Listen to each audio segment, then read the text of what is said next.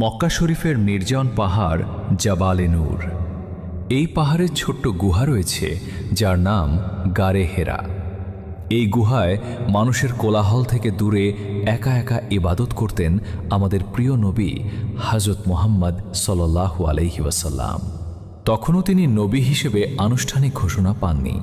সমাজ জুড়ে ছিল মূর্তি পূজা, অন্যায় আর অন্ধকার। এসব দেখে তিনি গভীর চিন্তায় ডুবে থাকতেন। তার বয়স তখন 40 বছর। রমজানের এক গভীর রাতে হঠাৎ গুহার ভেতর এক অদ্ভুত উপস্থিতি অনুভব করলেন তিনি। সেখানে এসেছিলেন ফেরেশতাদের সর্দার জিব্রাইল আলাইহিসসালাম।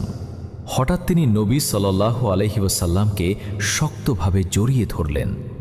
এত জোরে চাপ দিলেন যে নবী সাল্লাল্লাহু আলাইহি ওয়াসাল্লাম কষ্ট অনুভব করলেন। তারপর ফেরেশতা বললেন, ইকরা, অর্থাৎ